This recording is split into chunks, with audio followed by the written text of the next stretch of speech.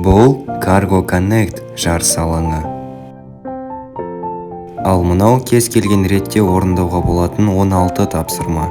Сіздер барлық тапсырмаларды орындауға міндетті емессіздер, бірақ та 2,5 минуттан тұратын роботтар матчында барынша көп тапсырманы орындауға тырысыңыздар. Сіздердің ең үздік нәтижелеріңіз ғана есепке алынады. Сіздің роботыңыз тапсырма орындауды мына алаңнан бастау керек. Және де сіздер роботқа үй алаңына қайтып келетіндей программа жазуларыңыз керек. Іске қосу аралықтарында үй алаңында өз роботтарыңызды басқара және де өзгерте аласыздар. Игі кәсіпқойлық бұл First лигасының басты құндылығы. Роботтар ойыны бұл сіздің басты құндылықтарыңызды көрсете алатын маңызды алаң. Және де төрешілер әрбір топтың осы қасиеттерін әрбір ойында бағалайды. Сіздің роботыңыз бен оның құралдары тексеріс алаңының біріне сиятындай болу керек. Егер де олардың көлемдері мына кішігірім тексеріс алаңына сиятындай болса, сіздер қосымша ұпайларға ие боласыздар. Бірінші миссия – инновациялық жобаның моделі. Бұл миссияда сіздер өздеріңіздің инновациялық жобаларыңыздың моделін қолданасыздар. Егер де инновациялық жоба моделіңіздің қандай да бір бөлігі Cargo Connect шеңберіне тиіп тұрса, 20 ұпайға ие боласыздар. Екінші миссия – қолданылмаған сыйымдылық. Сыйымдылықты арнайы құрылғылармен толтыру қажет. Бұл сыйымдылық үй алаңында болғанда ғана оны топ мүшелері арнайы құрылғылармен толтыра алады. Егер де сыйымдылық жабылған және де оның ішіне кейбір құрылғылар салынған болса 20 ұпай, ал егер де барлық құрылғылар салынып, оның аузы жабылған болса 30 ұпай беріледі. Үшінші миссия – жүк ұшағын босату. Бұл тапсырмада жүк ұшағындағы жүкті босатып, оны сыртқа шығару керек. Егер де ұшақтың жүк есігі толығымен ашылған болса 20 ұпай, және де контейнер толығымен ұшақтан шығып, қара шеңберге тиіп тұрса тағы да 10 ұпай беріледі. Төртінші миссия – көлік саяхаты. Ұшақ пен жүк көлігі белгіленген жерлерге дейін жетуі тиіс. Егер де ұшақ көк сызықтан толығымен асса 10 ұпай, және де жүк көлігі де көк сызықтан толығымен асса тағы да 10 ұпай беріледі. Екі тапсырмада толығымен орындалған жағдайда қосымша 10 ұпайға қол жеткізесіз. Бесінші миссия – ауыстырмалы қозғалтқыш. Қозғалтқышты дизельдік түрінен электр түріне ауыстырыңыз. Қозғалтқыштың сары жолағы оңтүстікке бұрылатындай ауысуы керек. Алтыншы миссия – апаттың алдын алу. Апатқа жол берместен қауіпсіз тоқтаңыз. Матч соңында робот апатты болдырмау үшін көк сызықтың үстінде тұрса 20 ұпай, егер де тек қана сары панель құлаған болса 30 ұпай, ал егер де қара жақтау артқа қарай құлап кеткен болса 0 ұпайға ие боласыз. Жетінші миссия – жүк кемесін босату. Егер де жасыл контейнер кеменің палубасына тимейтіндей болса 20 ұпай, ал егер де жасыл контейнер жүк кемесінің шығыс палубасынан тыс болатындай етіп жылжытылса қосымша 10 ұпай беріледі. Сегізінші миссия – ауадан түсіру. Тік ұшаққа ілінген өнімді басқа алаңға құлату керек. Егер өнімдік сәлем сауқат сіздің тік ұшағыңыздан бөлінген болса 20 ұпай. Егер өнімдік сәлем сауқат басқа өрістің тік ұшағынан бөлініп, толығымен сіздің өрісіңіздің Cargo Connect шеңберінде болса 10 ұпай.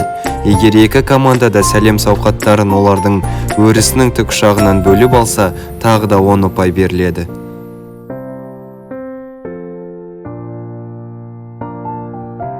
Тоғызыншы миссия – темір жолдар. Темір жолын қалпына келтіріп, пойызды межелі жерге жеткізіңіз. Егер де темір жолы жөнделген болса 20 ұпай, ал егер де пойыз белгіленген жерге келіп, жолдың соңында тоқтаса, тағы да 20 ұпай беріледі. 10-шы миссия – сұрыптау орталығы. Сарғыш контейнерді сұрыптау орталығында қалдыра отырып, контейнерларды сұрыптаңыз. Егерде сарғыш контейнер сұрыптау аймағының көк алаңында қалған жалғыз контейнер болса 20 ұпай беріледі. Назар аударыңыз, бұл контейнерлер басқа да тапсырмаларда қолданылады. 11-ші миссия – үйге жеткізу. Сәлемдемені межелі жерге дейін табалдырық алдына жеткізіңіз. Егерде сәлемдеме жеткізілсе және де қандай да бір бөлігі есік алдында тұрса 20 ұпай, немесе егерде ол толығымен есік алдында тұрса 30 ұпай беріледі. 12-ші миссия – ірі габаритті жүкті жеткізу. Турбина қалағын көк тірекке дейін жеткізу керек. Егер турбина қалағы тек көк тірекке және кілемшеге тисе 20 ұпай, басқа еш нәрсеге тимесе 30 ұпай беріледі. Ал егерде тауық мүсіні тік тұрса және де оның қандай да бір бөлігі шеңберге еніп тұрса 5 ұпай, немесе тауық мүсіні тік тұрып ол толығымен шеңберге еніп тұрса 10 ұпай беріледі. 13-ші миссия – жүк көліктерінің колоннасы. Жүк көліктерінің колоннасын үй сыртындағы көпірге бекітіңіз. Егерде екі жүк көлігі бірін-біріне бекітіліп тұрса 10 ұпай, ал егерде жүк көлігі көпірге бекітіліп тұрса тағы да 10 ұпай беріледі. Екі тапсырмада орындалған жағдайда қосымша 10 ұпай беріледі.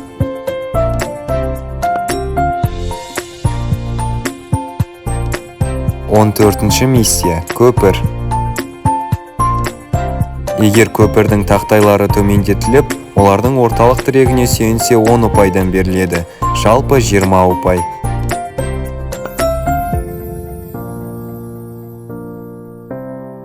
15-ші миссия – жүкті тиеу. Әртүрлі көлік түрлеріне жүктерді тиеу керек. Бір көлік түріне ең көбі 2 контейнерді салуға болады. Егерде жүк көліктеріне тиелген контейнерлер болса, әрқайсысына 10 ұпайдан беріледі.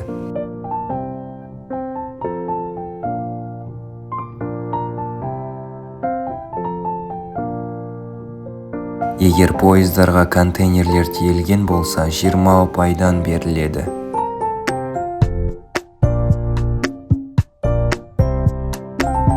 Ал егер жүк кемесінің батыс палубасына тиелген контейнерлер болса, әрқайсысына 30 ұпайдан беріледі.